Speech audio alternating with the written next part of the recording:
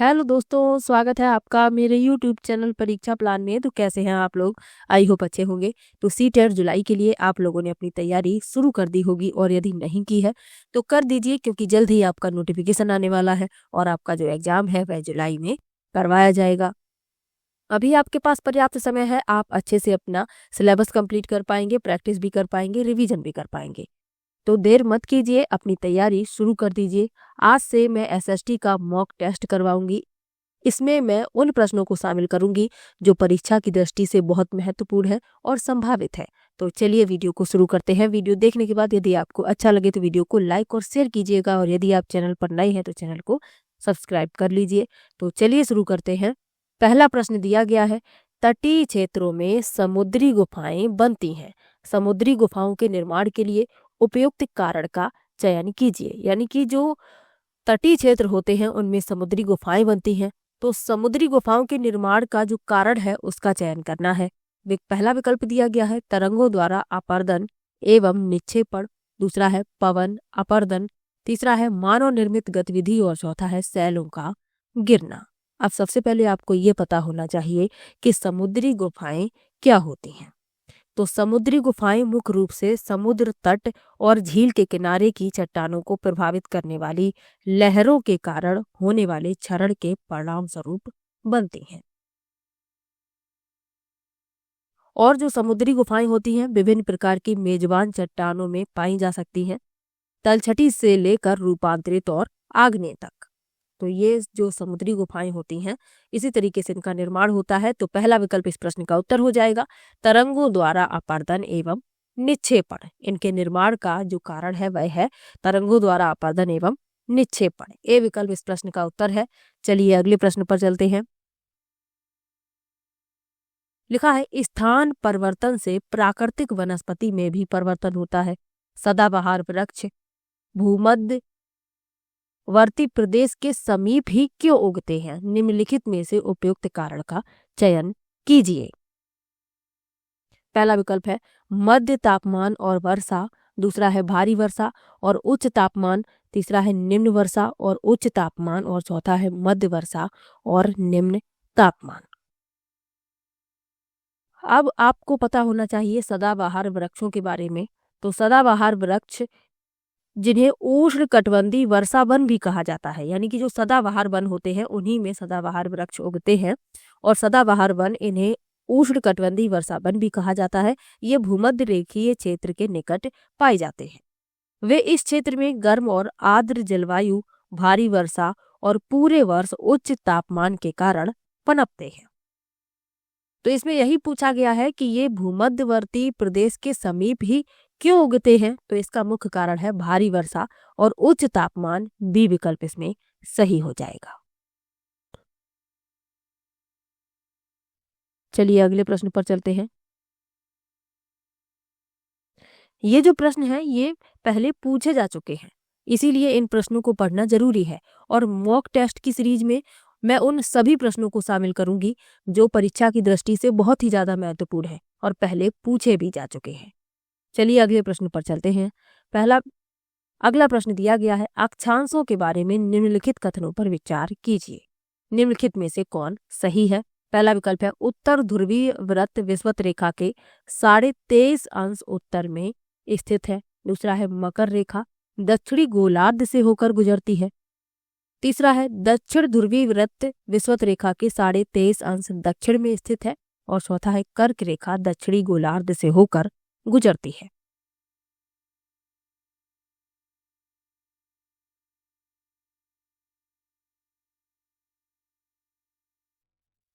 तो इसमें जो कथन सत्य है वह कथन बताना है। तो इसमें जो बी विकल्प लिखा हुआ है ये सही है। मकर रेखा जो है दक्षिणी गोलार्ध से होकर गुजरती है। बी विकल्प इसमें सही हो जाएगा। अगला प्रश्न दिया गया है, ग्लोब को 2 बराबर भागों में बांटने के लिए खींची गई काल्पनिक रेखा को कहा जाता है। पहला विकल्प है विषुवत रेखा, दूसरा है मकर रेखा, तीसरा है उत्तर ध्रुवीय वृत्त और चौथा है कर्क रेखा।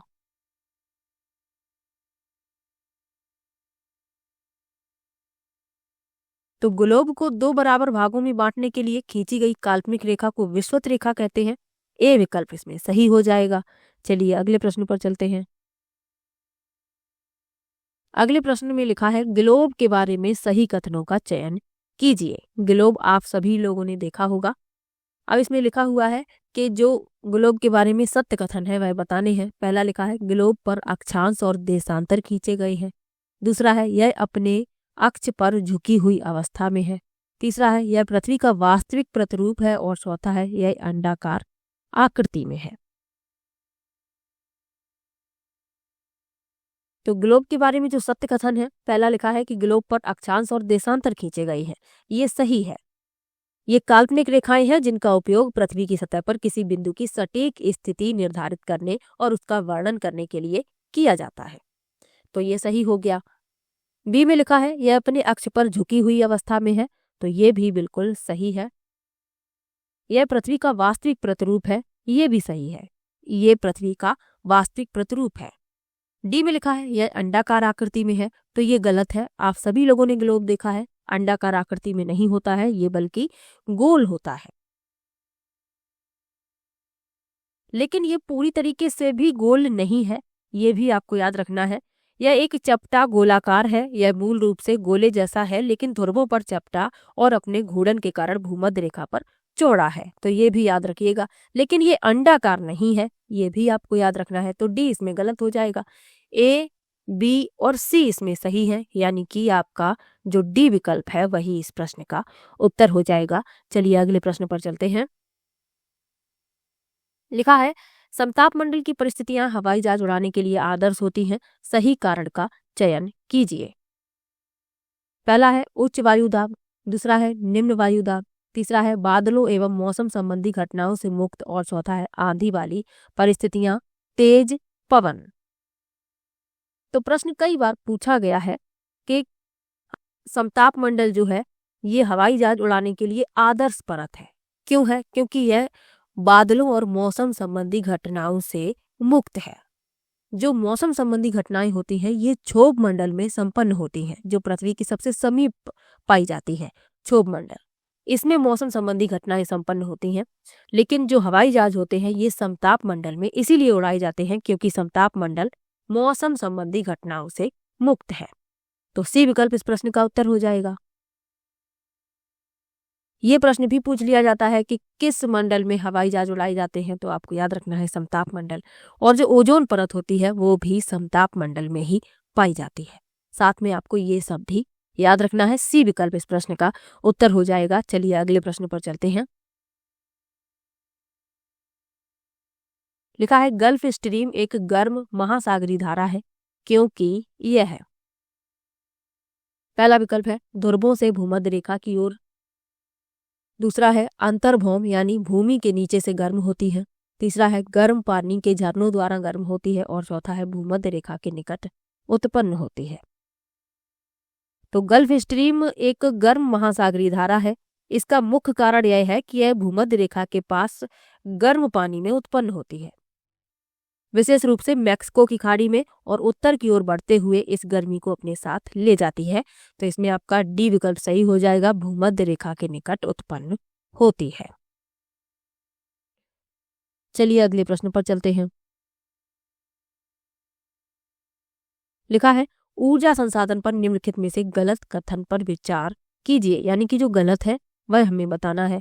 पहला विकल्प है बायोगैस ग्रीन हाउस प्रभाव का कारण होती है, दूसरा है सौर ऊर्जा नवीकरणीय ऊर्जा है, तीसरा है ज्वारीय ऊर्जा समाप्य होती है और चौथा है पवन ऊर्जा प्रदूषण मुक्त होती है। तो जो गलत है वह हमें बताना है। तो पहला लिखा है बायोगैस ग्रीन हाउस प्रभाव का कारण होती है, ये सही है। सौर ऊर्जा नवीकरणीय ऊर्जा है, ये भी सही है। पवन ऊर्जा प्रदूषण मुक्त होती है, ये भी सही है। लेकिन सी में लिखा है कि ज्वारीय ऊर्जा समाप्य होती है, ये गलत है। क्योंकि ज्वारीय ऊर्जा जल विद्युत का एक रूप है जो ज्वार से प्राप्त ऊर्जा को ऊर्जा के उपयोगी रूपों मुख्य रूप से बिजली में परिवर्तित करती है। तो ये समाप्य नहीं है और इसमें लिखा है कि ये समाप्य होती है, यह गलत हो गया और गलत ही पूछा गया था। तो सी विकल्प इस प्रश्न का उत्तर हो जाएगा। चलिए अगले प्रश्न पर चलते हैं। निम्नलिखित में से यातायात का कौन सा साधन अधिक दूरी में भारी एवं बड़े आकार वाले सामानों को ढोने के लिए सबसे सस्ता है? पहला विकल्प है जल मार्ग, दूसरा है रेल मार्ग, तीसरा है वायु मार्ग और चौथा है सड़क मार्ग। तो प्रश्न में कहा गया है कि कौन सा साधन ऐसा है जो अधिक दूरी और भारी एवं बड़े आकार वाले सामान को ढोने के लिए सबसे सस्ता है? तो वह है जल मार्ग। ए विकल्प इसमें सही हो जाएगा। जलमार्ग परिवहन का सबसे सस्ता साधन है। ये भारी सामान ले जाने के लिए सबसे उपयुक्त है। यह परिवहन का एक ईंधन कुशल और पर्यावरण अनुकूल साधन है। तो ए विकल्प इसमें सही हो जाएगा, जल मार्ग। चलिए अगले प्रश्न पर चलते हैं। लिखा है निम्न जातियों की दुर्दशा पर ज्योतिराव फूले की 1873 में आई किताब समर्पित है।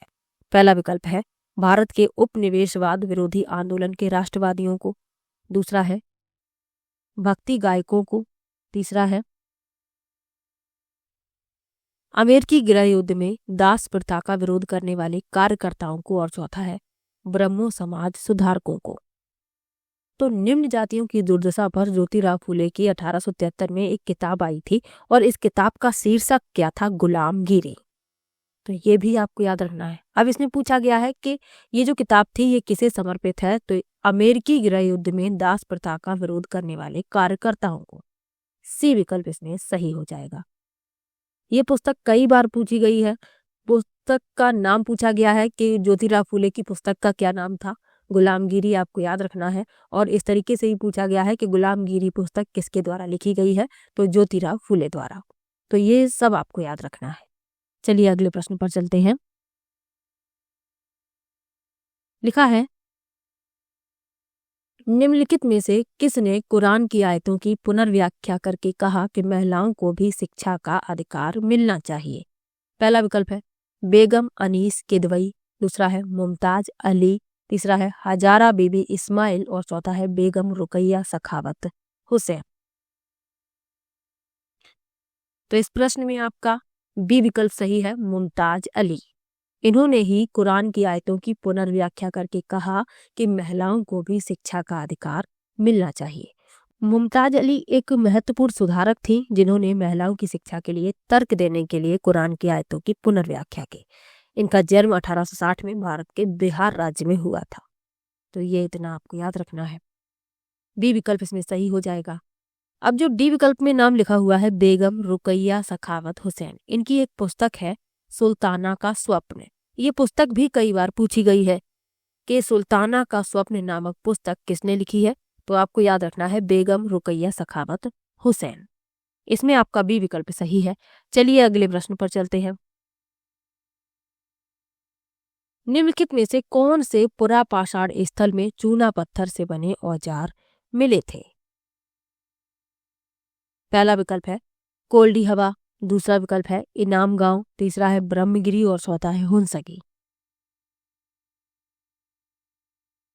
तो पूछा गया है कौन से पुरापाषाण स्थल में चूना पत्थर से बने औजार मिले थे? तो हुंसगी में। डी विकल्प इसमें सही हो जाएगा। हुंसगी भारत में स्थित एक प्रागैतिहासिक पुरातात्विक स्थल है। तो ये भी आपको याद रखना है।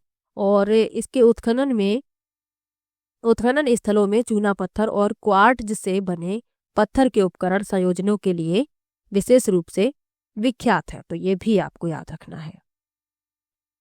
डी विकल्प इसमें आपका सही हो जाएगा। चलिए अगले प्रश्न पर चलते हैं। लिखा है पुरातत्वविदों को भारत में नवपाषाण युगीन गर्तवास कहाँ मिले? पहला विकल्प है चिरांद, दूसरा है महागढ़, तीसरा है हल्लूर और चौथा है बुर्ज होम।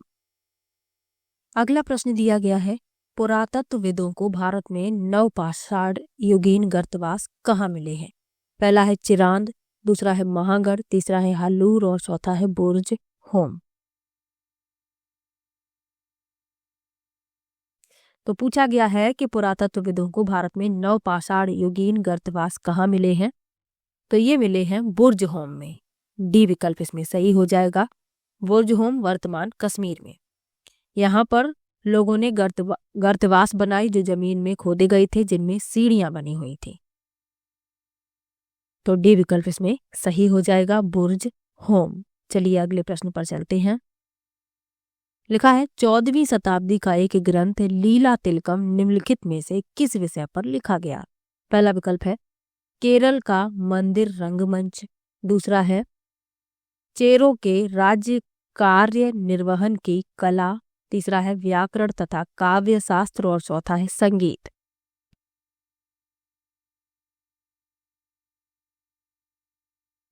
तो 14वीं शताब्दी का ग्रंथ लीला तिलकम जो है ये लिखा गया है व्याकरण और काव्य शास्त्र। सी विकल्प इसमें सही हो जाएगा। यह व्याकरण और काव्य शास्त्र विषय पर लिखा गया है। सी विकल्प इसमें सही है। चलिए अगले प्रश्न पर चलते हैं। अगला प्रश्न दिया गया है आमार जीवोन नामक पुस्तक किस भारतीय महिला द्वारा लिखित पहली आत्मकथा है। पहला विकल्प है आशापूर्णा देवी, दूसरा विकल्प है कादम्बिनी गांगुली, तीसरा विकल्प है राज सुंदरी देवी और चौथा है इंदिरा देवी चौधरानी। तो आमार जीवोन ये पुस्तक जो है रास सुंदरी देवी द्वारा लिखी गई है। सी विकल्प इसमें सही हो जाएगा और ये पहली भारतीय महिला हैं जिन्होंने अपनी आत्मकथा लिखी है। और इस पुस्तक को एक भारतीय महिला द्वारा लिखी गई पहली ज्ञात आत्मकथा के रूप में मान्यता प्राप्त है। तो ये भी आपको याद रखना है। राज सुंदरी देवी का जन्म 19वीं सदी की शुरुआत में भारत के बंगाल के एक छोटे से गांव में हुआ था। तो ये भी आपको याद रखना है।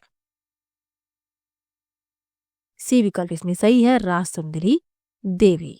चलिए अगले प्रश्न पर चलते हैं। लिखा है हरिदास ठाकुर निम्नलिखित में से किसके नेता थे। पहला विकल्प है सतनामी आंदोलन, दूसरा है मतुआ संप्रदाय यानी कि पंथ, तीसरा है ब्रह्मो समाज और चौथा है सनातन धर्म सभा। तो हरिदास ठाकुर जिन्हें हरिचंद ठाकुर के नाम से भी जाना जाता है ये मतुआ पंथ के नेता थे। बी विकल्प इसमें सही हो जाएगा, मतुआ संप्रदाय। मतुआ समुदाय एक धार्मिक संप्रदाय है जो मुख्य रूप से भारतीय राज्य पश्चिम बंगाल और बांग्लादेश के कुछ हिस्सों में पाया जाता है। और हरदास सिंह ठाकुर ने 19वीं सदी के अंत में एक सामाजिक धार्मिक आंदोलन के रूप में इस संप्रदाय की स्थापना की। तो ये भी आपको याद रखना है। बी विकल्प इसमें सही हो जाएगा। चलिए अगले प्रश्न पर चलते हैं। अगला प्रश्न है भारतीय योजना आयोग का गठन फिल करना है हेतु नीतियों की योजना बनाने के लिए हुआ था। पहला विकल्प है सामाजिक विकास, दूसरा है लैंगिक समानता, तीसरा है राजनीतिक समाधान और चौथा है आर्थिक विकास। तो भारत के योजना आयोग की स्थापना देश में आर्थिक विकास के लिए नीतियों और रणनीतियों की योजना बनाने के लिए की गई थी। तो इसमें आपका डी विकल्प सही हो जाएगा। यह सरकारी एजेंसी थी जो 1950 से 2017 तक संचालित रही और भारत की पंचवर्षीय योजनाओं को तैयार करने एवं लागू करने में महत्वपूर्ण भूमिका इसने निभाई। तो ये भी आपको याद रखना है। डी विकल्प इसमें सही हो जाएगा, आर्थिक विकास। चलिए अगले प्रश्न पर चलते हैं।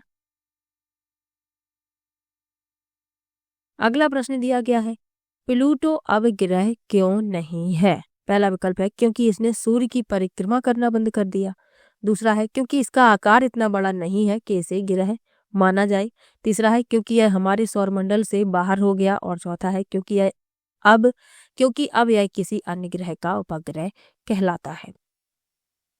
तो सौरमंडल में 8 ग्रह हैं। इनका क्रम भी आपको याद रखना है। सूर्य के सबसे निकट है बुध, बुध के बाद है शुक्र, शुक्र के बाद है पृथ्वी, पृथ्वी के बाद है मंगल, मंगल के बाद है बृहस्पति, बृहस्पति के बाद है शनि, शनि के बाद है अरुण, अरुण के बाद है वरुण। प्लूटो अब ग्रह नहीं है। क्यों नहीं है? क्योंकि इसका आकार इतना बड़ा नहीं है कि इसे ग्रह माना जाए।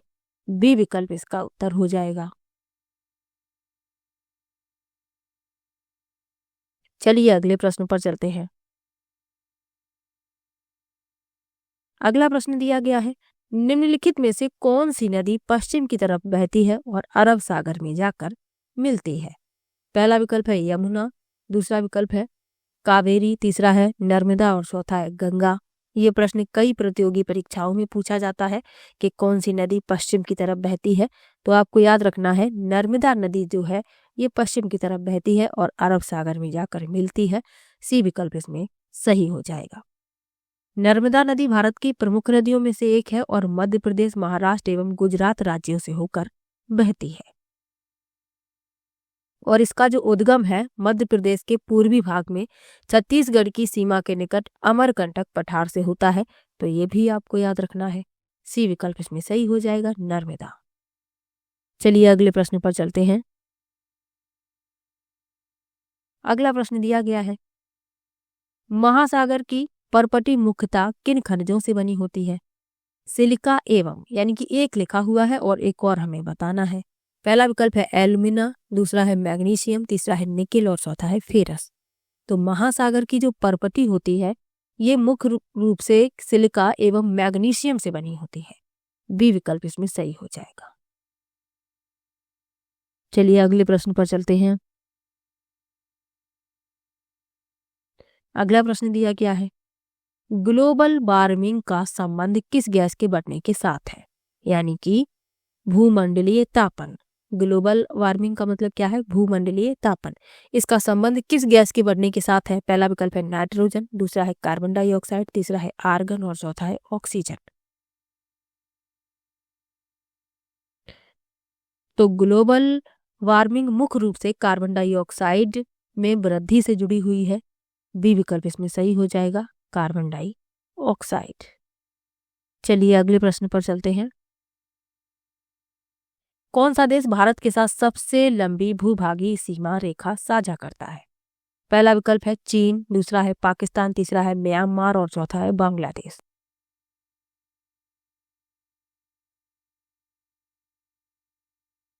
तो इसमें आपका डी विकल्प सही हो जाएगा, बांग्लादेश। बांग्लादेश भारत के साथ सबसे लंबी भूमि सीमा साझा करता है। भारत और बांग्लादेश के बीच की सीमा लगभग 4096 किलोमीटर लंबी है। तो ये भी आपको याद रखना है। डी विकल्प इसमें सही है, बांग्लादेश। चलिए अगले प्रश्न पर चलते हैं। किस फसल को वृद्धि के लिए 210 पाला रहते दिन और तेज चमकीली धूप की आवश्यकता होती है? पहला विकल्प है मक्का, दूसरा विकल्प है कॉफी, तीसरा विकल्प है चाय और चौथा विकल्प है कपास। तो इसमें आपका डी विकल्प सही है, कपास। कपास जो है गर्म मौसम की फसल है जिसे पनपने के लिए भरपूर गर्मी और धूप के साथ लंबे समय तक बढ़ने वाले मौसम की आवश्यकता होती है।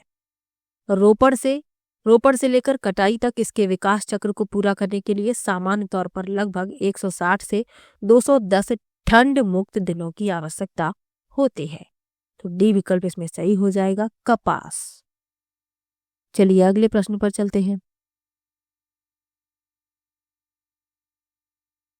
अगला प्रश्न दिया गया है, वन को भारतीय संविधान की फिल करना है के अंतर्गत शामिल किया गया है? पहला विकल्प है राज्य सूची, दूसरा है केंद्र सूची, तीसरा है समवर्ती सूची और चौथा है पंचायत। तो वनों को भारतीय संविधान की समवर्ती सूची के अंतर्गत शामिल किया गया है। सी विकल्प इसमें आपका सही हो जाएगा, समवर्ती सूची। चलिए अगले प्रश्न पर चलते हैं। अगला प्रश्न दिया गया है, कौन सा न्यायालय सर्वोच्च न्यायालय का पूर्ववर्ती है? पहला है भारत का संघीय न्यायालय, दूसरा है पूर्वी भारत का केंद्रीय न्यायालय, तीसरा है ब्रिटेन का सर्वोच्च न्यायालय और चौथा है बंगाल का सर्वोच्च न्यायालय।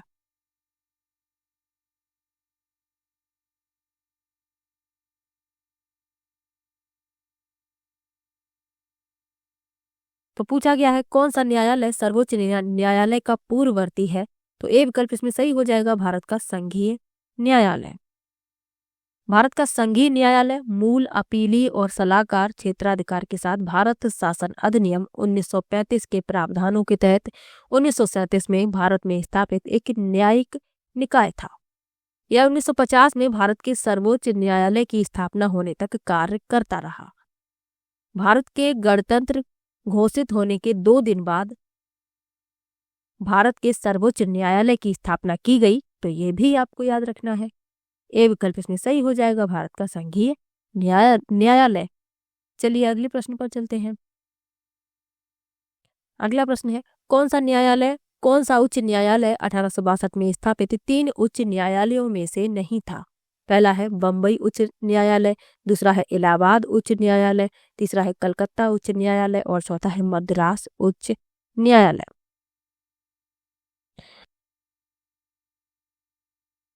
तो 1862 में भारत में स्थापित पहले 3 उच्च न्यायालय कलकत्ता उच्च न्यायालय, बॉम्बे उच्च न्यायालय और मद्रास उच्च न्यायालय थे।